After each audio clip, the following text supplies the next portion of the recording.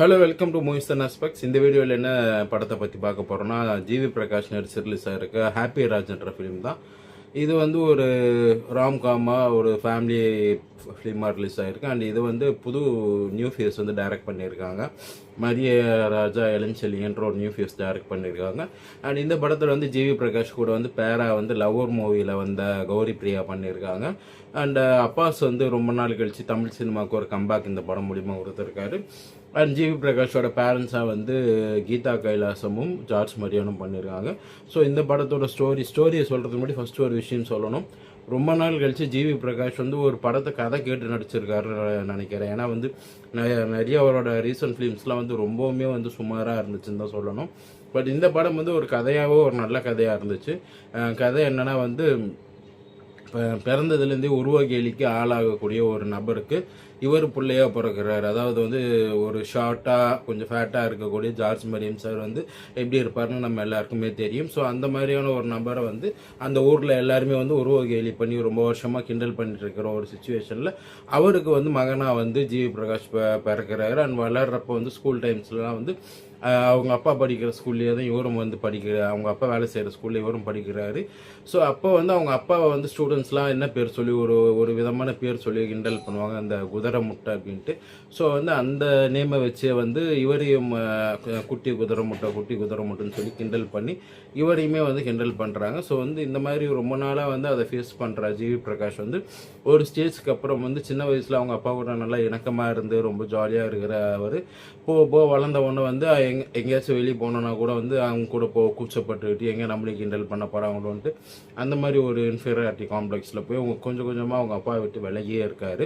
So இந்த மாதிரி ஒரு சுச்சுவேஷன் வந்து இந்த இதுவால் அவரோட லவ் லைஃபுமே பாதிக்கப்படுது. ஸ்கூல் டைம்லேருந்து காலேஜ் டைம் வரைக்கும் அவர் லவ் பண்ணுற எல்லாரும் வந்து நாளைக்கு உங்கள் வீட்டுக்கு நான் வந்தேன்னா குதிரை முட்டையோட மருமகன் சொல்லி எங்களையும் கிண்டல் பண்ணுவாங்கன்ற மாதிரி சொல்லி பிரேக்கப் பண்ணிட்டு போயிடுறாங்க. ஸோ இந்த மாதிரி ஒரு சுச்சுவேஷனில் இவங்க அப்பாவை விட்டு தள்ளி போனால் வச்சு நம்ம லைஃப் சேஞ்ச் ஆகும்னு சொல்லி பெங்களூருக்கு வேலைக்கு போகிறாரு.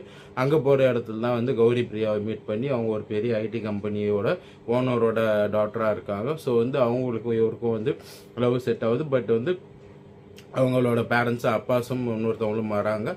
அவங்ககிட்ட போய் இதை சொல்லும்போது வந்து இந்த மாதிரி எங்கள் ஃபேமிலியை ஃபஸ்ட்டு நீங்கள் பார்த்துடுங்கன்னு சொல்லி இவங்க அப்பா அம்மா ஃபோட்டோவெல்லாம் வந்து இவர் காமிக்கிறாரு.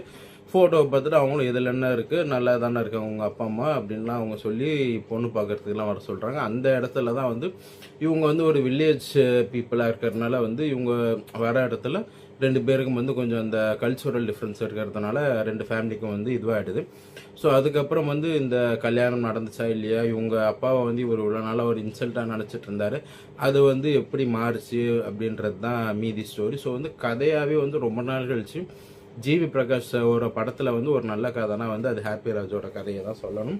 ஸோ வந்து ஸ்டோரிக்கு 9 மார்க்ஸ் தரலாம். நெக்ஸ்ட் வந்து screenplay and direction new ஃபேஸாக இருந்தாலும் ஒரு நல்ல கதையை வச்சு ஒன்றுமே வந்து நல்லா ஸ்க்ரீன் ப்ளே பண்ணியிருக்கலாம். ஸ்க்ரீன் ப்ளே வந்து கொஞ்சம் நல்லா அந்த யூஸ்வலாக போகிற அதே ஒரு டெம்ப்ளேட்லேயே தான் இருக்கும். இதுக்கப்புறம் இப்படி ஆகும் பாரு, இப்போ அவன் திருந்துவான் பாருன்னு நம்ம யூகிக்கிற மாதிரியே வந்து எடுத்துகிட்டு வந்துட்டாங்க. பட் அதுக்கு வேறு வழியும் இல்லை. இந்த மாதிரி ஒரு படத்துக்கு வந்து அப்படி தான் ட்ரீட்மெண்ட்டும் கொடுக்க முடியும். அண்ட் நெக்ஸ்ட்டு வந்து பார்த்திங்கன்னா இன்னொரு விஷயம் என்னென்னா காமெடி வந்து இன்னும் கொஞ்சம் நல்லா எழுதியிருக்கலாம். ஏன்னா வந்து இந்த படத்தில் காமெடிக்கு நிறைய ஸ்கோப் இருக்குது.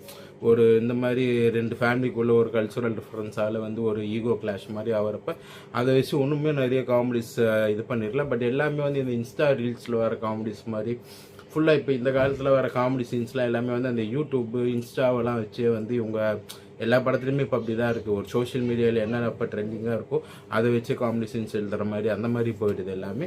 பட் வந்து ஓவராலாக ஸ்க்ரீன் ப்ளே வந்து டீசெண்டாக இருக்குது. புதுசாக எதுவும் பண்ணலனாலும் எங்கேயும் வந்து பெருசாக போர் அடிக்காமல் போகும். ஒரு எங்கேஜிங்காகவே தான் இருக்கும். அந்த கடைசியில் வந்து அந்த சென்டிமெண்ட் போர்ஷன்ஸ்லாம் நல்லா ஒர்க் ஆகிருக்கு. ஸோ அதுக்கும் வந்து 8 மார்க்ஸ் தரலாம். அண்ட் சாங்ஸ் வந்து ஜஸ்டின் பிரபாகரன் பண்ணியிருக்காரு மியூசிக். அவர் வந்து எப்படின்னா அந்த ஃபர்ஸ்ட் ஆஃப் ஃபுல்லாக அந்த ஆடினே இருப்புன்ற ஒரு சாங் இருக்குங்க இல்லையா, அது வந்து கொஞ்சம் நல்லா கிளிக் ஆகிடுச்சுன்னு அதை வச்சு ஃபர்ஸ்ட் ஆஃப் ஃபுல்லாக ஒப்பித்துட்டா இருந்தால் சொல்லும். ஆனால் செகண்ட் ஹாஃபில் வந்து இந்த எமோஷனல் சீன்ஸ்க்கெலாம் நல்லாவே மியூசிக் பண்ணியிருக்காங்க. பட் ஃபர்ஸ்ட் ஹாஃபில் அந்த எல்லாத்துக்கும் அந்த ஆடினே இருப்ப மியூசிக்கே போட்டது வந்து ஒரு ஸ்டேஜுக்கு அப்புறம் வந்து நமக்கு தியேட்டரில் அது எரிச்சல் ஆகிடுச்சு. ஒரு மாதிரி காது ஃபுல்லாக இறஞ்சிக்கிட்டே இருக்கிற மாதிரி இருந்துச்சு அந்த மியூசிக். அதை மட்டும் கொஞ்சம் அவாய்ட் பண்ணியிருக்கலாம். மியூசிக்கு 8 மார்க்ஸ் தரலாம். நெக்ஸ்ட் வந்து லீட் ஆக்டிங்கை வந்து ஜிவி பிரகாஷ் ஆகட்டும் அண்ட் ஹீரோயினாக வந்த கௌரி பிரியாவும் ரெண்டு பேருமே நல்லா பண்ணியிருக்காங்க. ஆனால் இந்த படத்தோட பெரிய பில்லர்ஸ்னால் வந்து சப்போர்ட்டிங் கெஸ்ட்டாக வந்து அப்பாஸ் சார் வந்து ரொம்ப வருஷம் கழிச்சு வந்திருந்தாலும் அந்த பழைய ஆக்டிங் ஆகட்டும் எல்லாமே அவர்கிட்ட அப்படியே இருக்குன்னு தான் சொல்லணும். அண்ட் அவர் ஒரு இன்ட்ரோ சீனில் வரப்போ அவருமே ஒரு ஹீரோ மெட்டீரியல் மாதிரி தான் ஒன்றும் தெரிகிறாரு. அண்ட் ஜார்ஜ் மரியம் சார் தான் பெரிய கிரெடிட் கொடுத்து அவனும் படத்தில் கடைசி செகண்ட் ஹாஃப் ஃபுல்லாக தாங்கிறது அவர்னு தான் சொல்லணும். அண்ட் அவங்க ஜிவி பிரகாஷோட அம்மா வர கீதா கைலாசமும் நல்லா பண்ணியிருந்தாங்க. அண்டு மற்ற எல்லாமே டெக்னிக்கல் டிபார்ட்மெண்ட் ஆகட்டும், சினிமாட்டோகிராஃபி, எடிட்டிங் எல்லாமே இந்த படத்துக்கு தேவையான டீசெண்டான ஒரு ஒர்க் பண்ணியிருக்காங்கன்னு தான் சொல்லணும். பட் வந்து என்னென்னா இது வந்து ஒரு நல்ல ஃபேமிலி ஃபிலிமாக இருந்தாலும் சில இடங்களில் ப்ரெடிக்டபுளாக இருக்குது. அண்ட் இப்போ இருக்கிற சில கிட்ஸ்க்கு வந்து இந்த எமோஷன்ஸ்லாம் வந்து ஒர்க் ஆகுமான்னு தெரில. கொஞ்சம் எமோஷன்ஸ்லாம் வந்து ஃபோர்ஸ்ஃபுல்லாக இந்த சீன்ஸ்லாம் வந்து எடுத்துகிட்டு வந்து வச்ச மாதிரி இருக்கும். பட் அதை அவாய்ட் பண்ணவும் முடியாது. ஏன்னா வந்து இந்த ஒன்லைனே அதுதான். ஸோ இந்த மாதிரி ஒரு அப்பாவோட பெயின் தான் இந்த படமே. ஸோ அதை வந்து அவர் கடைசியில் சொல்கிறப்ப சில பேருக்கு வந்து அது நல்லா கனெக்ட் ஆகும், சில பேருக்கு ஏன்னா வந்து எமோஷன்ஸே கிரிஞ்சாக பார்க்குற காலம் ஆகிடுச்சு. ஸோ அந்த மாதிரி இருக்கிறப்ப சில பேருக்கு அந்த சீன்ஸ்லாம் வந்து கிரிஞ்சாகவும் தோணலாம். பட் வந்து ஓவராலாக ஒரு ஃபேமிலியாக போய் பார்க்குறவங்களுக்கு இது ஒரு நல்ல டீசெண்டான வாட்சாக இருக்கும்.